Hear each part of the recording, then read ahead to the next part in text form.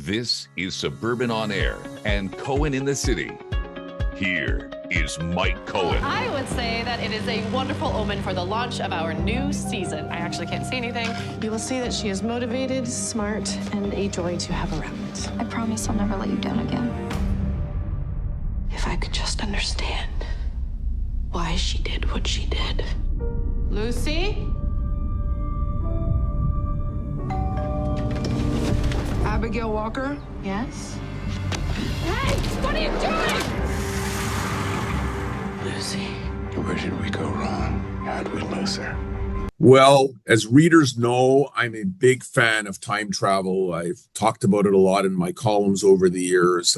And so when Plan B first aired, season one, I jumped on it right away, loved it. And the funny thing is that I didn't even know that it was like a one-off.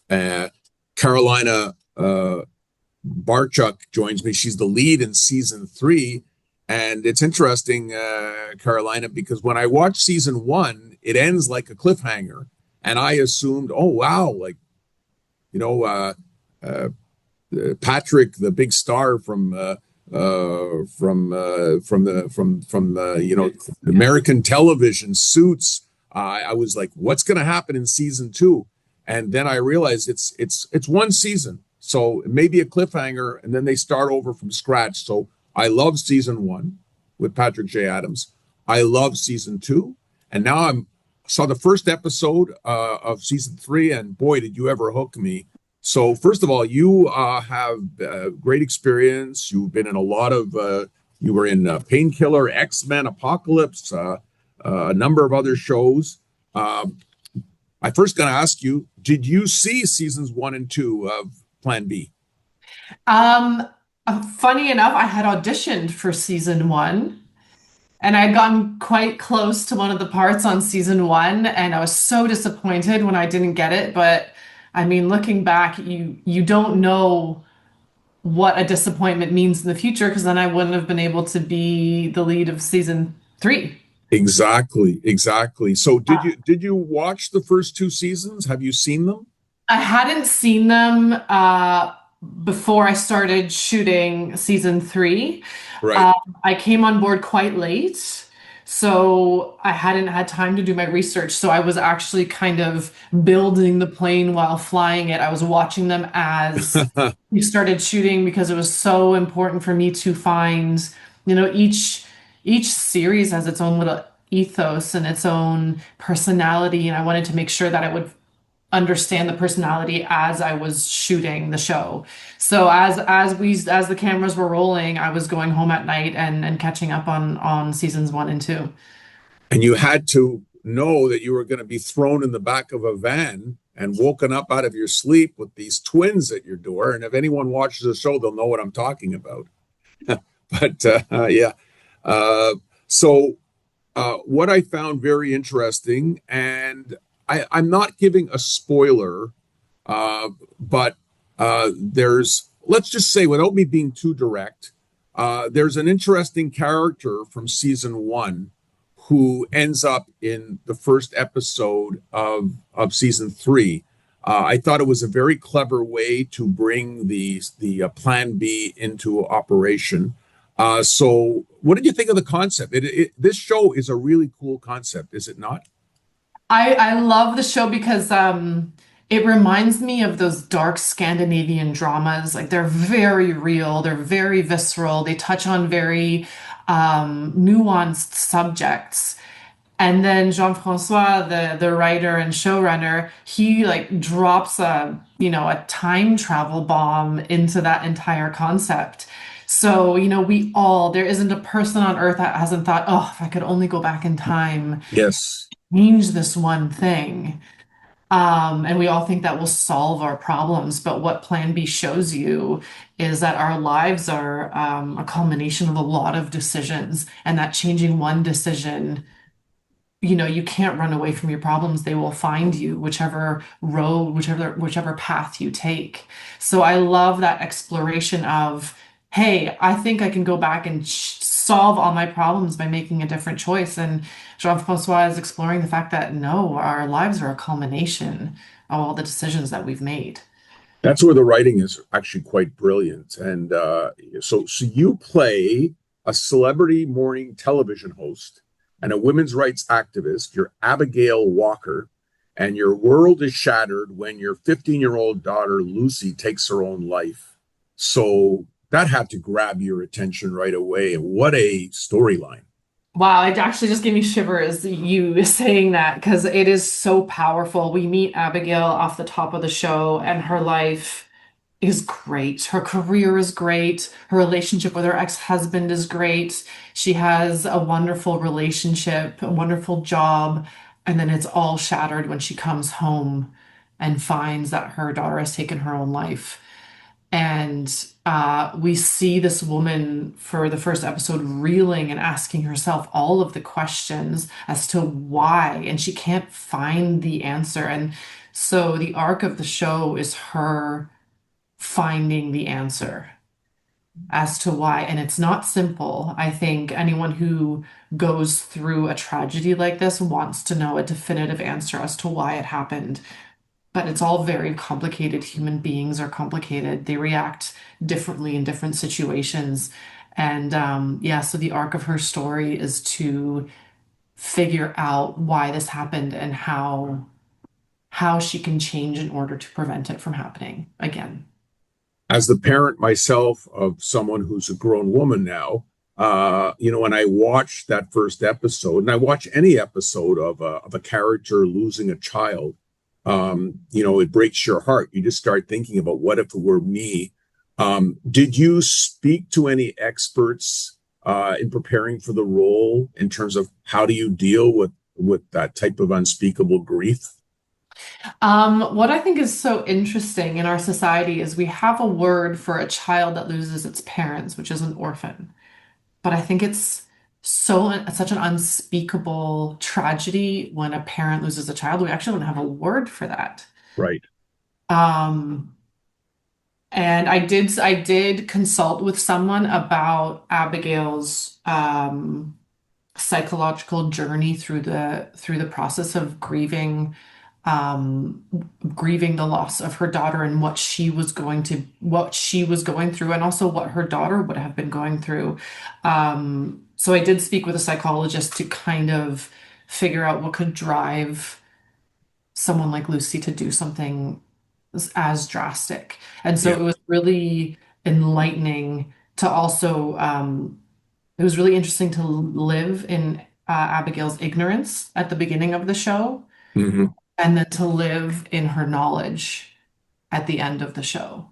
And what was so brilliant about Jean-Francois's writing is we have a lot of mirror scenes. We have the first in her life, we see her having an altercation with Lucy, and how bullheaded Abigail could be, saying, "Tell me the answer, tell me what's going on." And then we flash to the end of the series, having another altercation with Lucy, and how much more understanding she has, how to deal with her daughter, how to deal with her daughter's stresses and her own stress, to say, like, okay, I'm going to listen to my daughter instead of telling her how it's going to go. Yeah. So it was really, that's the genius of the writing, is we had all of these mirror scenes in order to show how Abigail has changed and how she does everything differently. Right. You had a dramatic role in Painkiller, which I watched. It was about fentanyl and oxycodone addiction, and you played a big role. So you've played a lot of different roles. How do you rank this one among the roles you've played? It's definitely the biggest part that I've had. I've never led a show before, so it was, obviously very terrifying, and it's a completely different job to be the lead. You're there every day. You actually get to, I actually also describe it as being the host of the party. People are coming to set, and you get to host them and say, like, this is the makeup trailer, and this is where you go, and this is the director. And I would say, because it was such a big role, I got to explore so many more different things. And also, people don't realize this, but when you're playing in a movie or you have not a lead role in a TV show, you're there for 10 days. By the time you settle in, it's done. Whereas this was, 3, 4 months. So I could really just live and breathe Abigail, and Right. I could just take my time with it. And I was, in character for 15 hours a day. Yeah.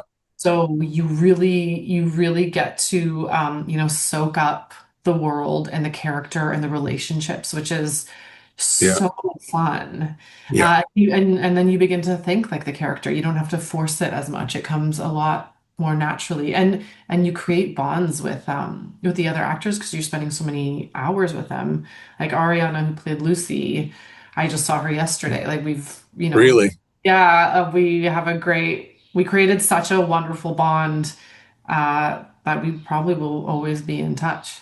That's wonderful. Mm. So I also love the fact, as a Montrealer, that this is shot in Montreal. It's very visible to anyone who knows Montreal that Yeah. this is Montreal. So when did you? How long ago was the shooting that took place for this? We started September 2024, so just under a year ago. Okay, and you're from you grew up. I mean, you're from Germany, I believe, right? You were. Yeah, I was born in Germany, but we emigrated to Canada. And then I grew up kind of all over the GTA, but I actually I lived in Montreal for a bit. Oh, you did. Yeah. What for? What reason? Uh, Just. I went to visit a friend for a weekend and was like, what is this place? It's so wonderful. And because Montreal rents aren't astronomical, she had a spare I bedroom. know. So I was like, Yeah. I stay for 2, 3 years. Yes. Yes. So I But just moved. Yeah. you also lived in France for a bit, I believe. I did, yes, yes, yes. I did a year of schooling in France, and I also, I didn't have a lot of money and I wanted to travel, so I got a job as a window washer in a small town in France, Oh. and would just spend my weekends just traveling all over. So then you had no issue in Montreal when you had to speak French because you speak perfect French. Perfect is a strong word. I had a lot of Montreal's been so good to me. I Yeah. have worked on a ton of Right. shows in Montreal. Um, so yeah, so my French is like decent, Right. but also, the crews in Montreal, you feel by the end of any shoot in Montreal that they're like your siblings. Everyone just gets along so well. Everyone Yeah. works really, really hard. And it's a really fun dynamic in Montreal. So just going back, one last questions before I let you go, and that is, so season one we had a marital problem between the main character and his wife, and he was trying to go back and fix his marriage and do things differently. Then we had season two with a cop who wanted to prevent an abusive husband from murdering his wife. And now we have this third one where we have the main character losing their child and, and having a chance. And, when people see that first episode, we're not telling any secrets. People know that you're going to go back in time. So clearly you lose your daughter and then your character gets a chance to see your daughter again because you're time traveling. So really three totally completely different arcs for 3 seasons. And that's, I think, what the secret of success for Plan B is. Mm. Yeah, yeah. I don't know why Jean-Francois, the writer, has such a penchant for really dramatic and like heartbreaking stories, but he explores them with such nuance and such delicacy. Like he's just so delicate with the stories that Right. he explores, and it really infuses it with what I love about Plan B is that he asks more questions than gives answers. He just has a lot of questions. How do parents deal with their kids in this Right. new environment of, social media and Instagram and online bullying? How close do you get with your kid without smothering them? How much direction do you give them without it being too much? Like, what is the answer? And I think that's why I found his script so fascinating. He just has questions and is like, I don't know what the answer is. Very interesting. So Plan B returns to CBC Gem Friday, August the 8th. People will be able to watch all 6 episodes. They'll be able to binge them. And trust me, after you see the first episode, you're going to want to binge. And then in September, around September, in the early fall, it'll be on the network. But CBC Gem is free. It's not like Netflix. Anyone can watch it. Just log on. So thank you very much for your time. Great portrayal, and we look forward to seeing the whole series. Thank you so much. Lovely to meet you. Great to talk to Carolina Bartczak. Take care.